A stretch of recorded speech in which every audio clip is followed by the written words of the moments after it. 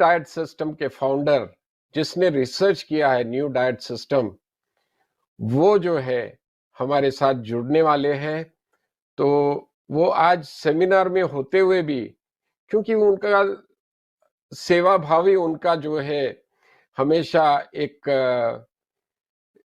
Intention रहा है, तो वो हमेशा सेवा जहां भी होती है सब कुछ छोड़ छाड़ के सेवा में लग जाते हैं। तो आज वैसे ही किया है। सेमिनार चल रहा था, सेमिनार के बीच में वो शुरुआत करके वो आधे घंटे का वहां से टाइम निकाल के अपने साथ इस प्रोग्राम में जुड़ने के लिए तैयार हो गए हैं।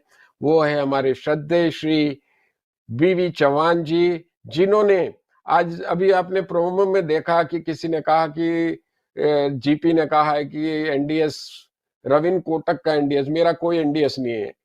ये पूरा श्रेय जाता है हमारे फाउंडर गुरु श्री बीवी चौहान जी, जिन्होंने बहुत ही 9 साल की संशोधन के बाद इस न्यू डाइट सिस्टम को अपने लिए लाया है, जिसमें करोड़ों लोग का फायदा हुआ है। और सबसे बड़ी बात इनकी ये है निस्वार्थ सेवा।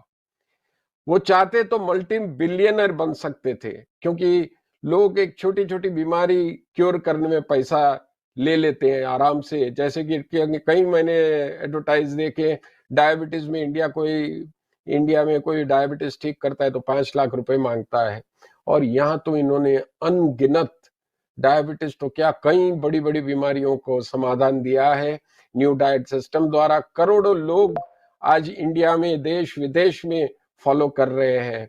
तो ये पूरा श्रेय हमारे गुरु श्री चौहान जी को जाता है।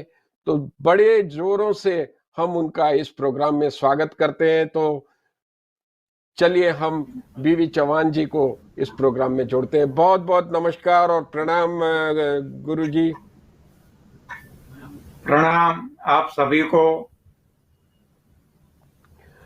आज जो है न्यू डाइट सिस्टम की नींव तो हमने यहाँ न्यूजीलैंड ऑकलैंड में तो डाली थी आपकी प्रेरणा से। तो कई सवाल हमारे साधकों के आते हैं चौहान जी, तो हम चाहते हैं कि आप उनका समाधान दीजिए, ताकि जितने भी लोग इस प्रोग्राम को देख रहे हैं वो उनके जवाब उनको भी कुछ मिल जाए इसी में से। तो हम सवालों का शुरुआत करते हैं, अगर आपकी अनुमति हो तो। चौक्कस कर सकते हैं। थैंक यू चौहान जी। तो सबसे पहला सवाल और सबसे कॉमन प्रश्न है न्यू डाइट सिस्टम में, लोग हमेशा यही चाहते हैं कि जैसे कि न्यू डाइट सिस्टम कोई करता है तो कहते हैं कि भाई हमारा वजन बहुत गिर गया है। जैसे ही वजन गिरता है, ये सभी का अनुभव है, हमारा आपका सभी का, कि पहले घर वाले जो है ऑब्जेक्शन करते हैं कि ये क्या हालत बना रखी है। हालांकि अंदर से हमें स्फूर्ति और ताकत ज्यादा मिलती है, लेकिन वो शरीर का रूप स्ट्रक्चर देख के लोग ये प्रश्न करने लगते हैं। और कुछ साधकों को वीकनेस भी लगती है, और कई लोग को ये होता है कि भाई हम इसमें कब तक करें, क्योंकि जितना हम करते जा रहे हैं उतना वजन गिर रहा है। तो इसका जवाब जरूर दीजिए, तो ताकि हमारे साधकों को पता चले कि ये क्यों होता है और इसके पीछे का कारण क्या है। अवश्य। ये सवाल जो जैसे आपने बताया सारी दुनिया में से आता है, तो जब शरीर के अंदर से कूड़ा कचरा निकल जाता है, इम्प्यूरिटी निकल जाती है, तो जितना हिस्सा निकलता है उतना वजन कम तो होगा ही। यानी कि आज तक हमने शरीर में कूड़ा कचरा ही डाला है। तो जब इसको निकालते हैं तो वजन तो कम होने ही वाला है। लेकिन जब आप एक मार्क करना, नोटिस करना, देखना कि जो कर रहा है, जो साधक है, उसके मन में कोई समस्या नहीं है, कोई शंका नहीं है, लेकिन देखने वाले परेशान हैं। अपने रिश्तेदार है, मित्र है, जो भी, तो ये परेशान होते हैं। मैं आप एक ही एग्जांपल से आपको पता चल जाएगा कि हमारे एक साधक बॉम्बे में, जयंती भाई सोनी, 154 154 केजी वजन था उनका।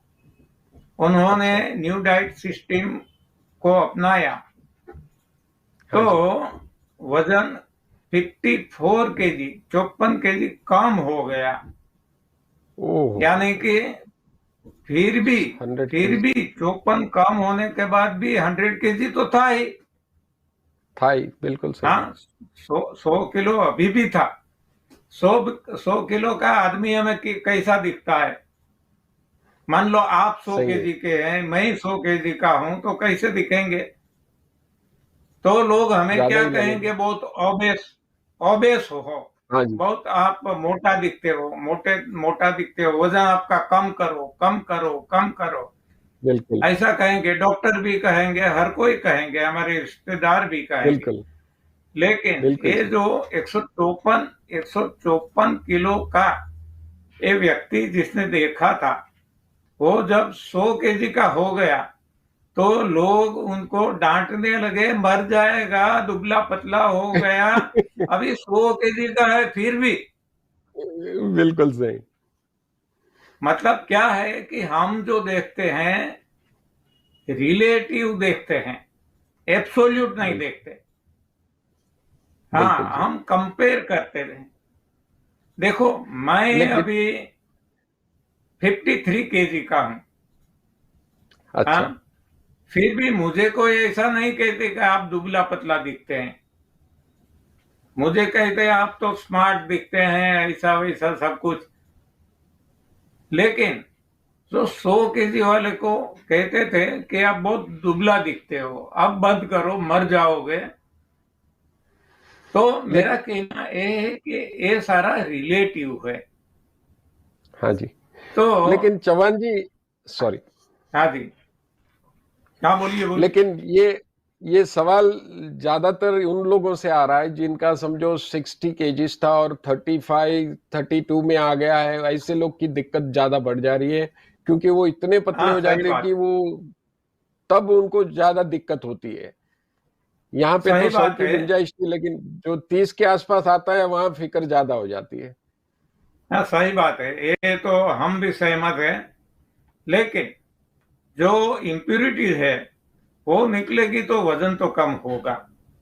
जब अच्छा। इतनी इम्प्यूरिटीज भरी है, तब हमें पता नहीं था कि हम ये कूड़ा कचरा ही डालते हैं। तो इसके हिसाब से वजन बढ़ा है तो पहले वजन तो कम होगा ही, बाद में वजन बढ़ सकता है। हमने देखा है, अच्छा। देखो अभी आनंदी माँ करके है हिमाचल प्रदेश में, बहुत वीडियो अच्छा। उनका भी है। आज वो निर्जला कर रही है, न खाती है न पीती है। अच्छा। उसका वजन कुछ 90 के करीब था, 90 केजी के हाँ। करीब। उसका वजन कम होते होते 39 हो गया, अच्छा। 39 केजी। हाँ, और फिर भी वो हारी नहीं। सारे लोग बोलने लगे, रिश्तेदार, अपने साथीदार, फिर भी उन्होंने निर्जल उपवास चालू रखा। चालू तो रखा। उसका अच्छा। वजन अपने आप, केवल हवा पे थी, फिर भी अपना ये वजन अपने आप बढ़ने लगा। और आज उसका वजन 51 केजी है।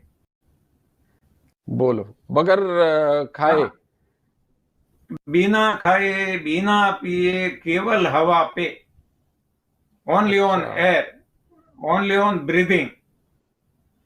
और उनका एक का ही ऐसा है ऐसा नहीं है। राजकोट में सुलेखाबेन चौधरी है, उनका भी ऐसा है, 87 केजी वेट था उनका। उनका भी अच्छा। कुछ ऐसा 36 केजी ऐसा कुछ हो गया था। अच्छा। तो उनका वजन भी आज अबोव 50 केजी है, 50 प्लस। और इसमें एकदम है, अब वो वजन बढ़ाना नहीं चाहती। अच्छा, अच्छा। दूसरा, ये ये महेंद्र भाई हाँ कोराट। जी। हाँ जी, बताइए बताइए। नहीं, तो इसमें बताइए यही आप हो कुछ। रहा है कि जब जब 30s में आते हैं ना, तो लोग काफी विचलित हो जाते हैं कि बोले भाई इससे कम हो गया तो हम बस, कैसे रहेंगे। घर वाले परेशान कर देते तो खाना शुरू कर देते। कुछ लोग को वीकनेस लगती है। तो ये सबका कारण क्या है चौहान साहब? हाँ, कारण वीकनेस लगने देखो, का कारण क्या होता है? हाँ, वीकनेस लगने का कारण है इम्प्यूरिटी। जब तक शरीर में इम्प्यूरिटी है तब तक टॉक्सिन है वीकनेस जैसे। लगेगी। हाँ, टॉक्सिन्स। अच्छा। हाँ, तो ये ये क्या करेगा कि हीमोग्लोबिन जो है हमारा, इसका परसेंटेज देगा। तो जब हाँ जी। ये यानी कि हमारा लहू, रक्त, ये अशुद्ध हो जाएगा। जब रक्त अशुद्ध होता है तो थकावट, थकान लगती है, कमजोर है। बरोबर। तो इट्स ए कॉमन सेंस, या तो कॉमन साइंस है। तो जब हाँ ये हाँ। फिर से रक्त शुद्ध हो जाता है, हेमोग्लोबिन बढ़ जाता है, तो तो वजन फिर बढ़ से, जाएगा। हाँ, वजन तो बढ़ेगा। नहीं, नहीं बढ़ेगा, फिर भी ताकत बढ़ जाएगी। ताकत बढ़ जाएगी, बिल्कुल सही पहले, कहा। हाँ, पहले ताकत बढ़ेगी, बाद में वजन बढ़ेगा। बिल्कुल यहाँ जी, बिल्कुल सूरत जी। में यहाँ सूरत में महेंद्र भाई कोराट करके हैं। हाँ उनका जी। वजन 105 किलोग्राम था। चार हाँ महीने जी। 3 महीने में उन्होंने 40 केजी वजन कम किया। अच्छा। लेकिन उसके साथ साथ वो साथ देने वाली उनकी धर्म पत्नी मधुबेन, उनका वजन हाँ जो जी। कभी नहीं बढ़ता था, 1 ग्राम भी नहीं बढ़ता था। सब कुछ जो भी बताए वो खाती थी, नहीं बढ़ता था वजन। अच्छा। वो उसका 40 केजी से 60 केजी हो गया, 60 केजी। अच्छा। तो हाँ, और लोग बोलने लगे अब बस बंद करो, अब ज्यादा मत बढ़ाओ। बस यही होता अब आप, है। हाँ, मोटी दिखने लगे। तो लोगों का तो क्या है कि एक बारिश ज्यादा हो गई तो मर गए, बहुत बारिश हो गया, एक बारिश कम रह गई तो मर गए, सूखा पड़ गया। हाँ, और रोना ही आता है। कंप्लेन, बिल्कुल जी। Complain, complain. इसलिए हमें उसे याद करना होगा। कुछ तो लोग कहेंगे, कहेंगे। लोगों का काम है कहना, बिल्कुल जी। छोड़ो बेकार की बातों को, कहीं बीत न जाए रहना। तो इस तरह हमें हमारा टारगेट अचीव करना है। लोग तो बात बिल्कुल। करते ही रहेंगे।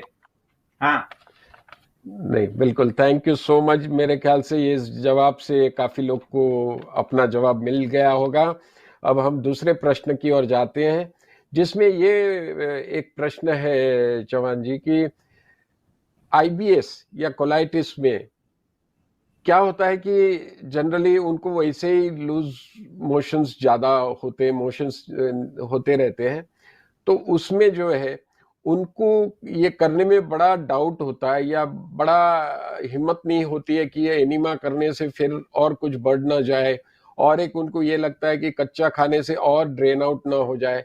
तो ये डर से कई आईबीएस के पेशेंट हम जब कहते हैं तो भी वो करने के लिए थोड़ा हिचकिचाते हैं। तो आप कुछ उसके बारे में हमको बताइए, और उनका कुछ अनुभव है तो आप सुनाइए, जिससे ये अवश्य, जो साधक जिनको आईबीएस की तकलीफ है वो इससे कुछ प्रेरणा ले सके। अवश्य। ऐसे बहुत सारे ठीक हो गए हैं जो पेशेंट थे। इसमें एक बात तो अवश्य कि हिम्मत तो रखनी ही होगी। हम कोई नया शुरू करते हैं तो भी हिम्मत रखनी पड़ती है। ना ही मांगे तो डर गया वो मर गया। हाँ, वो नहीं कर पाएगा, वो आगे नहीं बढ़ सकेगा। तो हिम्मत तो रखनी ही होगी। हिम्मत मर्दा तो मदद खुदा। मदद तो खुदा। बिल्कुल जी। हाँ, बाकी तो सभी लोगों का अनुभव है कि जब ये एनिमल संजीवनी क्रिया करते हैं तो इससे इम्प्यूरिटी जो अंदर है वो निकल जाती है। तो जो ये ठीक नहीं होता था, ये अब ठीक होने लगता है। तो अपने आप, ये अल्सरेटिव कोलाइटिस हो या तो पाइल्स हो आंत के कोई भी प्रॉब्लम है, तो ये सब कुछ हमने देखा है ठीक हो जाता है।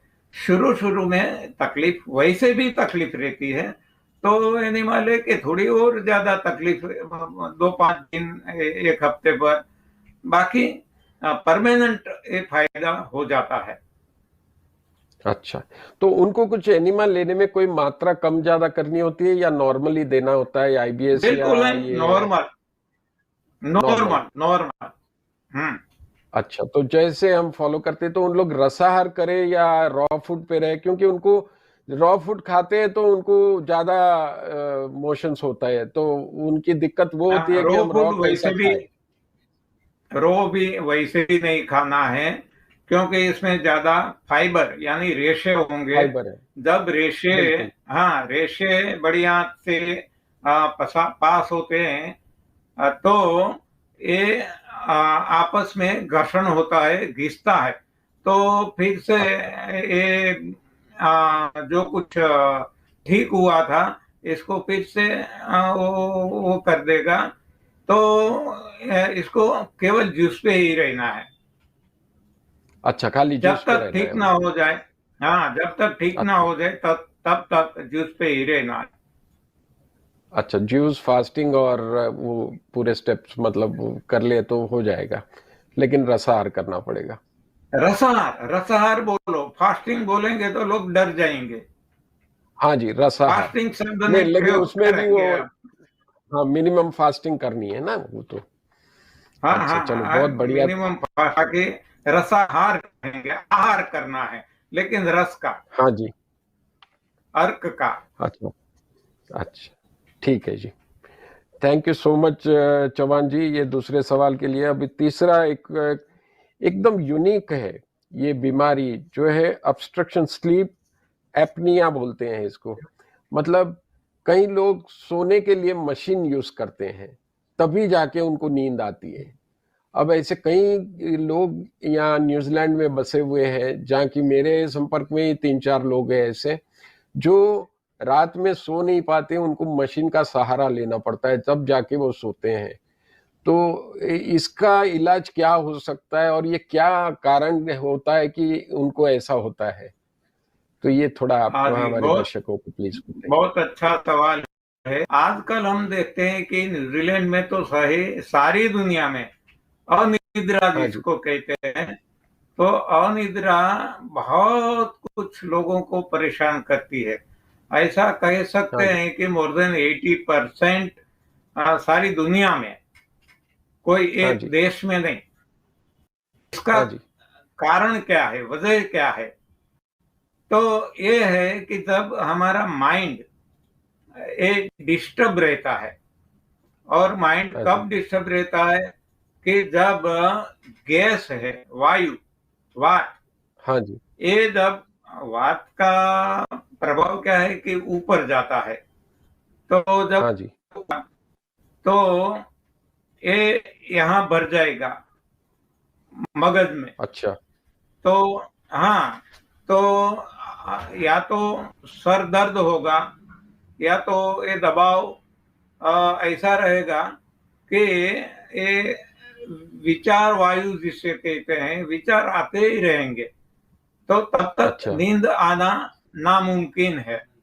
नामुमकिन हो जाता तो इसलिए कोई दवाइयां लेते हैं, कोई जो आप कहते हैं मशीन का उपयोग कर, कोई ना कोई सहारा लेना पड़ता है। है, लेना पड़ता है, लेकिन बिल्कुल जी। यदि यदि गैस ही नहीं होता,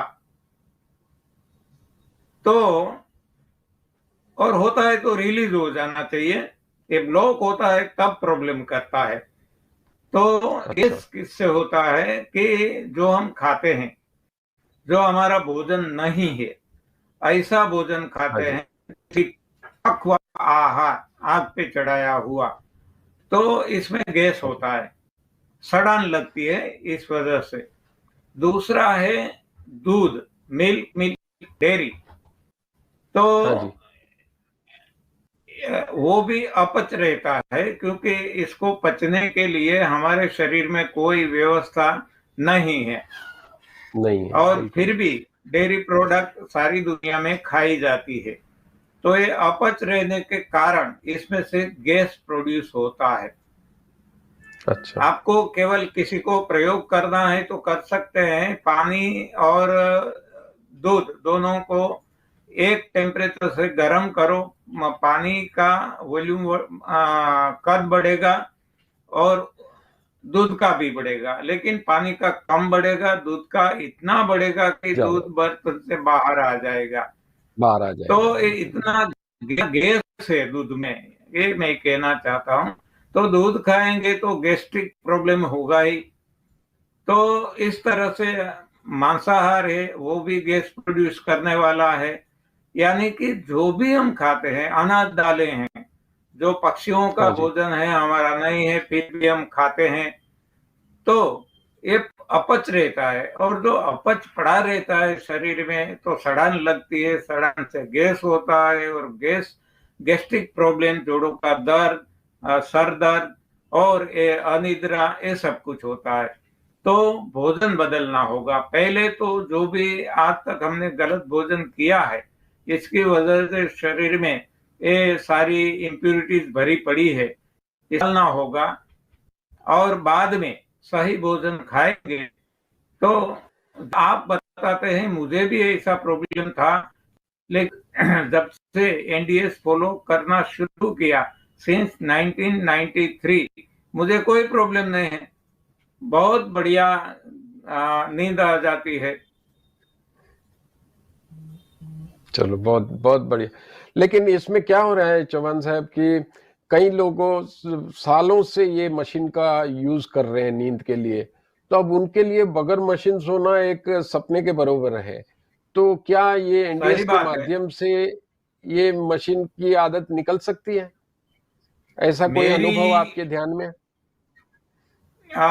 देखो, मशीन तो यहाँ इंडिया में मशीन तो आज ही मैंने ऐसा सुना, लेकिन दवाइयाँ जो लेते थे, दवाइयाँ की भी आदत पड़ जाती है, तो ये छूट जाती है। क्योंकि जब नॉर्मल हो जाता है शरीर, तो शरीर कुछ नहीं डिमांड करेगा। जब एबनॉर्मलिटी है, तभी ऐसा कोई सहारा जरूर पड़ता है।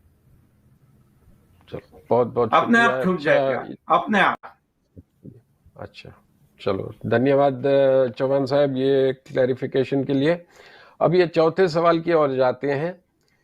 कई लोग को चौहान साहब पाइल्स होता है। अब पाइल्स में हमेशा उनका डर यही होता है कि हम एनीमा कैसे करें, क्योंकि एनीमा से हम पाइल्स में उनको डर लगता है कि और डैमेज ना हो जाए। तो क्या करना चाहिए? क्या उनकी एनीमा में मात्रा पानी की कम करनी चाहिए या कैसे लेना चाहिए? ये थोड़ा संक्षिप्त में बता दीजिए प्लीज। डेफिनेटली। अभी आगे के सवाल में भी मैंने पाइल्स का उल्लेख किया था। तो जिस जिस लोगों को पाइल्स थे, उनकी सबसे पहले तो ये समस्या थी ही, लेकिन थोड़ा होकर उन्होंने ये एनिमा लेना चालू रखा, तो उनके पाइल्स ही गायब हो गए और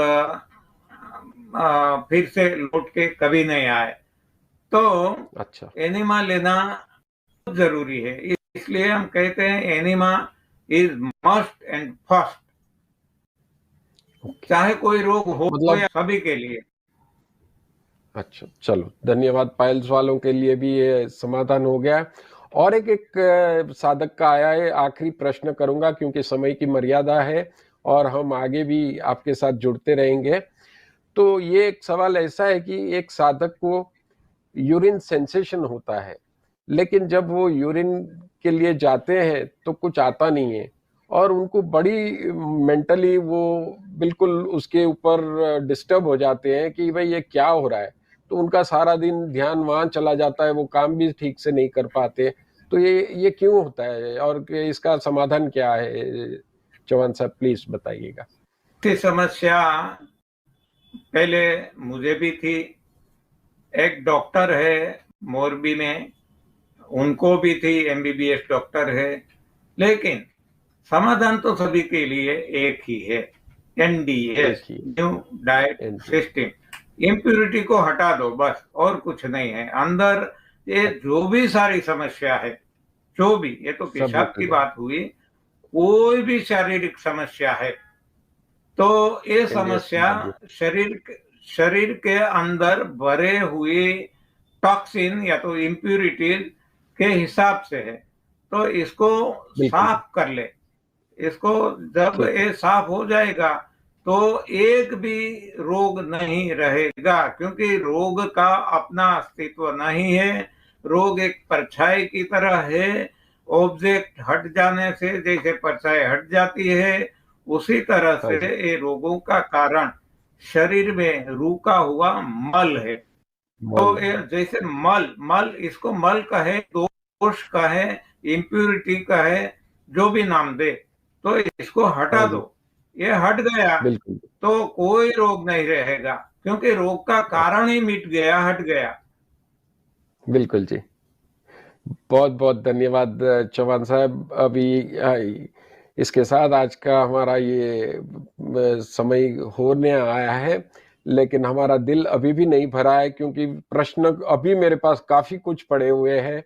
तो मैं समझता हूँ, आपको निवेदन करता हूँ, फिर से आप इस प्रोग्राम में जरूर जुड़िएगा, तो हमारे साधकों का और समाधान हो सके।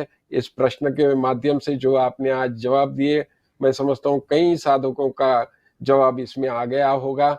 और यही उम्मीद करता हूं कि आपसे फिर से निवेदन करूंगा कि फिर से इस प्रोग्राम में जरूर आइएगा। और आज आने के लिए, आज आप चलती शिविर में भी आधा घंटा समय निकाल के इसमें आए, इसके लिए बहुत बहुत धन्यवाद और प्रणाम आपको। तो फिर से जरूर जुड़िएगा, यही कहते हुए आज के प्रोग्राम को हम यहाँ समाप्त करते हैं। बहुत बहुत शुक्रिया फिर से आपको। आपको और आपको भी मैं बता दूं कि वैसे तो मुझे बहुत नहीं आता है। ना जाओ छोड़ के दिल अभी भरा भरा नहीं। नहीं। हाँ जी, धन्यवाद बिल्कुल जी, सभी को, हमारा भी नहीं प्रणाम। भरा, बिल्कुल नहीं भरा है। और हम फिर आएंगे कुछ बाल्टी आपके पानी निकालने के लिए आपके माध्यम से, और बाल्टी को हम भरने की कोशिश करेंगे, लेकिन दिल तो बिल्कुल अभी भी नहीं भरा है हमारा भी। तो बस इतना कहते हुए आपसे मैं इजाजत लेता हूँ। बहुत बहुत धन्यवाद। और इसके साथ ही हमारे इस प्रोग्राम के चालक हमारे बलविंदर सिंह जी का, जो ये बड़ी सेवा दे रहे हैं, इस प्रोग्राम के माध्यम से लोगों को इस एनडीएस का प्रचार कर रहे हैं। साथ में हमारे टेक्नीशियन जसदीप जी का भी हम धन्यवाद करते हुए, पूरे स्पॉन्सर्स का धन्यवाद करते हुए, फिर से आपसे यही कहूंगा कि अगले हफ्ते इसी समय इसी चैनल पे हम फिर मिलेंगे। तब तक के लिए हमें विदाई।